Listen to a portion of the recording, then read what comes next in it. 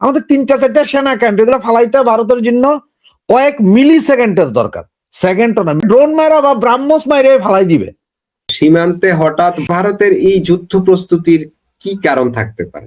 ভারতীয় সেনার শীর্ষ কর্মকর্তারা এসে কিছু কিছু বিষয় তারা দেখাশোনা করছেন, কিছু একটা প্রস্তুতির এখানে কিসের ইঙ্গিত আছে একটু জানতে চাইবো।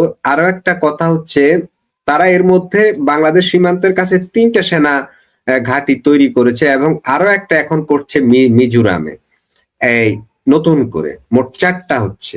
হ্যাঁ, ভারতীয় সেনা কর্মকর্তা যাচ্ছে, ওদের বিভিন্ন ক্যাম্প যাচ্ছে, কারণ বাংলাদেশ ভারত সীমান্তে অলরেডি S-400 লাগাই দেওয়া হয়েছে।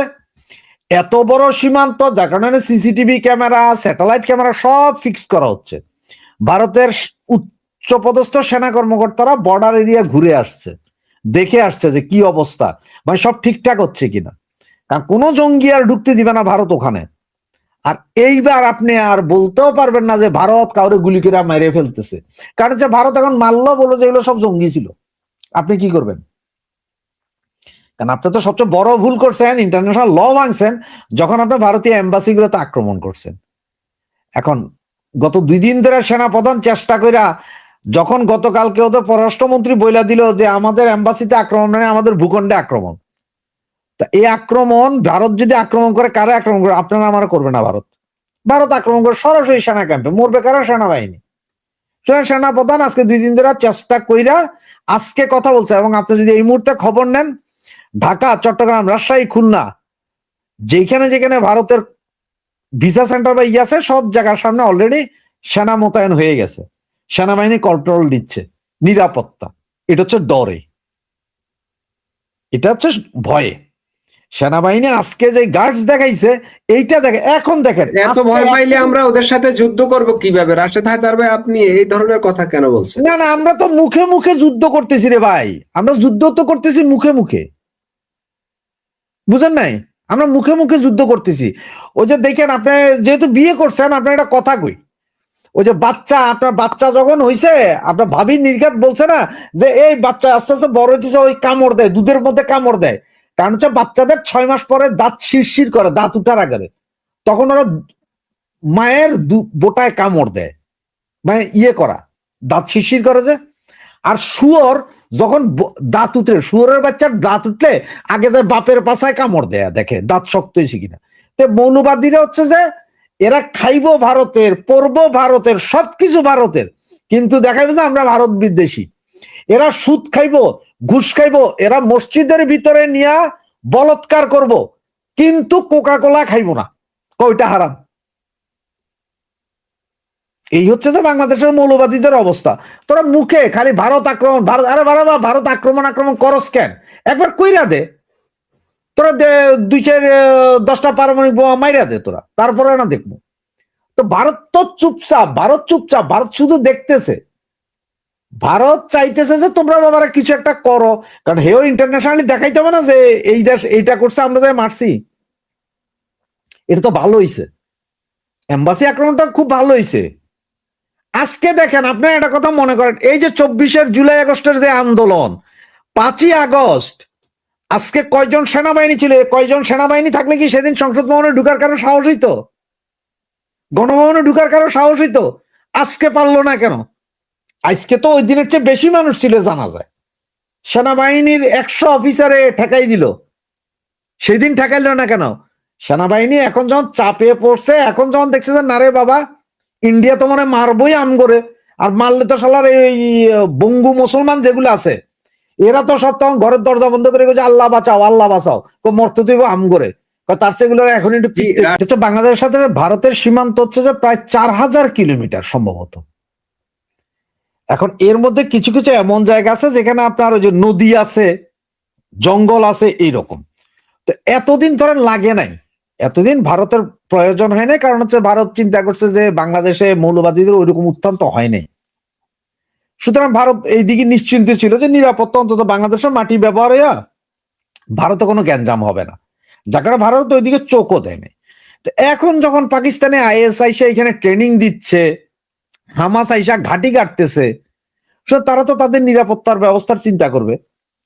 এখন ঘটনা হিসেবে অনেকে মনে করে যে কি ভাই, ভারতের এখন হয়তো কি হবে জানেন, যে আপনারা তো 20 মিলিয়ন 30 মিলিয়ন ডলার বছরে অতিরিক্ত ব্যয় হবে এইখানে সৈন্য সমাবেশ করার, যে সৈন্যগুলো আছে, ক্যাম্পগুলো আছে, এগুলোর রক্ষণাবেক্ষণ সবকিছু মিলে।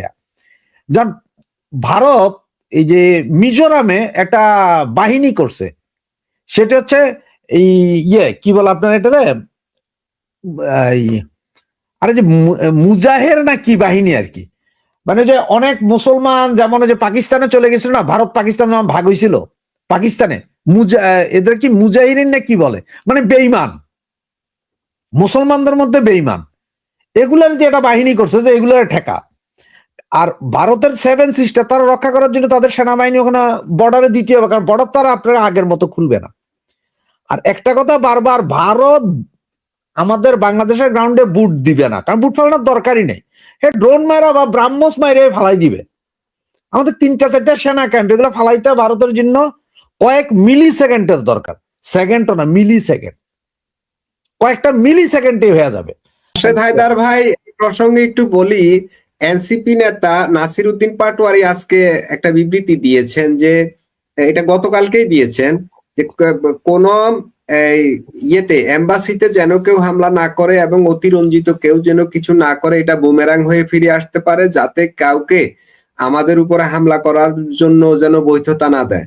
মানে ওই যে এম্বাসি আক্রমণ এগুলা করতে গেলে ভারত হয়তো আমাদেরকে আক্রমণ করে বসতে পারে, এই আইডিয়া থেকেই মনে হয় নাসির উদ্দিন পাটোয়ারি এই কথাটা বলেছেন। ভারতে অবস্থিত বাংলাদেশ মিশনে কিছু ভারতীয় যে প্রতিবাদ জানিয়েছে, বিক্ষোভ করেছে মিশনের সামনে, সেটা নিয়ে বাংলাদেশের স্বরাষ্ট্র উপদেষ্টা তৌহিদ হাসান একটা বিবৃতি দিয়েছেন। আপনি কি ওটা খেয়াল করেছেন বিবৃতিটা? হ্যাঁ, জি। ওই বিবৃতিতে তিনি বলেছেন যে যেখানে বাংলাদেশ মিশনটা অবস্থিত, ভারতের যে জায়গাটা, সেই জায়গাটা একদমই খুবই একটা রিজার্ভ প্রোটেক্টেড জায়গা, যে ওখানে সব অ্যাম্বাসিস গুলো ভালো একটা প্রোটেক্টেড জায়গা, আমাদের মতো কোলা জায়গা না। তো ওরকম একটা জায়গায় সাধারণ মানুষের চাইলেই চলে যাওয়া সম্ভব নয়। উনি বলতে চাইছেন ওই জায়গাটাতে যে মানুষগুলো, এতগুলো মানুষ গেল, 35-40 জন, উনি ঠিক সংখ্যা বলতে পারেননি, যারা এটাকে যেতে দেওয়া হয়েছে। এবং উনি বলছেন যে ওখানে অনেক ধরনের, শুধু যে মানে খুবই হৃদয় বিদারক একটা ঘটনা যে ঘটে গেল, দীপু চন্দ্র আমাদের বাংলাদেশের একজন নাগরিক জাস্ট ধর্ম অবমাননার দোষে, এটা বললে আমার হাত পা কাঁপতে থাকে, তাকে মানে মেরে ঝুলিয়ে পুড়িয়ে দেওয়া হলো। তো এটার প্রতিবাদেই গেছিল, এটা ভারতীয় মাধ্যম বলছে, কিন্তু স্বরাষ্ট্র উপদেষ্টা বলতে চাইছে এটাই শুধু রিজন ছিল না, ওখানে গিয়ে আরো অনেক ধরনের চ্যান্টিং করা হয়েছে, স্লোগান দেওয়া হয়েছে, আরো নাকি কাকে কাকে হত্যার হুমকি দেওয়া হয়েছে বাংলাদেশ দূতাবাসের সামনে। তো এখন আমার মনে হলো ওনার বক্তব্য যতটুকু আমি শুনলাম, তাতে করে মনে হলো যে উনি খুবই মর্মাহত এই ঘটনাটা কেন ঘটেছে, ঘটনাটা ঘটা উচিত হয় না, এবং এই এলাকাটার মধ্যে তাদেরকে পারপাসফুলি এই ভারতীয়দেরকে যেতে দেওয়া হয়েছে। আপনি এটা নিয়ে কি বলবেন, মানে স্বরাষ্ট্র উপদেষ্টার বক্তব্যের ইয়াতে? প্রথম কথা হচ্ছে যে উনি পররাষ্ট্র উপদেষ্টা। সরি, আমি সবটাই শুনেছি বা ওনার বক্তব্য শুনেছি। তৌহিদ হাসান একসময় কলকাতায় পোস্টেড ছিলেন এবং বিএনপির সময়, এবং তিনি নিয়মিত দিল্লিতে আসছেন, এবং যেখানে হাই কমিশন সেই জায়গাটাই তিনি জানেন। এটা রাধাকৃষ্ণ মার্গ নামে একটি রাস্তা আছে, সেই রাস্তার ওপরে এই মিশনটি অবস্থিত। এর পাশে ইউক্রেনের এম্বাসি আছে, আরো 2-3টে এম্বাসি আছে। কিন্তু এটা সেখান দিয়ে গাড়ি ঘোড়া চলে, মানে বাস গণপরিবহন চলে না। তার উল্টো দিকে একটা স্কুলও আছে, সংস্কৃতি স্কুল আছে, খুব বিখ্যাত স্কুল আছে। এবং সেই স্কুলে নিয়মিত সবাই তাদের ছাত্রছাত্রীরা পড়াশোনা করতে আছেন। মিশনের অনেকের কূটনীতিবিদদের ছেলে মেয়েরাও পড়েন ওখানে। জায়গাটা এরকম নয় যে আপনি ধরুন গুলশানেতে যেখানে ভারতীয় মিশন আছে, সেই জায়গাটা যে ঘেরা, সেখানে কিন্তু কাছে যাওয়া যায় না, একটা ব্যারিকেড দেওয়া থাকে। ব্যারিকেড দেওয়া আছে। এখানে ব্যারিকেড ট্যারিকেড, এর রাস্তা তো স্বাভাবিক রাস্তা, আমি তো ও, নিয়মিত আচ্ছা, আচ্ছা। যাই সেখানে, রাস্তা দিয়ে যাই। তিনি বলছেন যেটা, তিনি ওটা বাংলাদেশের অনেক মানুষ হয়তো ওখানে রাস্তাটা দেখেননি বা আসেননি, এই কারণে তার আমি মনে নিজেও হচ্ছে বুঝতে পারিনি। হুম। হ্যাঁ, মানে এটা প্রধানমন্ত্রীর বাড়ির মতো একটা ঘেরা থাকে এরকম কোনো ব্যাপার না। আচ্ছা, আচ্ছা। সেরকম সেই জায়গাতে এটা ঘটনা যে তারা যে আচমকা 20-25 জন যুবক তারা ওখানে পৌঁছেছিলেন, তারা তাদের মূলত তারা বলা হয় হিন্দুত্ববাদী সংগঠন, তারা গিয়েছিলেন এবং তারা গিয়ে বাংলাদেশের যে হিন্দু যুবকের যে নৃশংস হত্যাকাণ্ড ঘটেছে তার জি। প্রতিবাদ জানাতে গিয়েছে। এখন ওই এলাকাটায় কিন্তু মিশন যেখানে থাকে তার জি। চতুষ্পার্শ্বে কিন্তু সিসিটিভি থাকে, এবং সিসিটিভিতে সেগুলো কিন্তু রেকর্ড হয়। ফলে জি। এমন নয়, যেমন ওই এলাকায় যদি অন্য কোনো দুর্ঘটনা ঘটে বা কোনো চুরি ছিনতাই ঘটনা সম্প্রতি কিছুকাল আগে ঘটেছিল, সিসিটিভি থেকে সেটা উদ্ধার করেছিল পুলিশ। এখন সিসিটিভিতে গোটাটাই কিন্তু রেকর্ডের আছে। সেটা হচ্ছে 20-25 জনের মতো একটা দল তারা সেখানে গিয়েছিল, এবং এটা ভারত আসলে তারা গিয়েছিল ওই শাস্তির দাবিতে। এখন স্বাভাবিকভাবে সেখানে তারা কি রাত্রি, শীতকালের রাত্রে 8টার পর কি স্লোগান দিয়েছিল, দিন লাইনি কিছু, অন্যরা যেহেতু বাংলায় স্লোগান দিয়ে থাকবে হয়তো সেখানকার স্থানীয় পুলিশ বোঝেনি। কিন্তু আমি বলছি যে সেই জায়গাটাতে কোনো নিরাপত্তা বেষ্টনী যেটা ভাঙার কথা বলা হচ্ছে, সেটা ভারতের পররাষ্ট্র মন্ত্রণালয় খণ্ডন করেছে। ওকে। খণ্ডন করে বলেছেন এটা সঠিক নয়, কোনো নিরাপত্তা বেষ্টনী ভঙ্গ করা হয়নি। তারা শান্তিপূর্ণভাবে একজন হিন্দু মানুষের মৃত্যুর তার প্রতিবাদ জানিয়ে তার শাস্তির দাবি করেছেন, এই পর্যন্ত।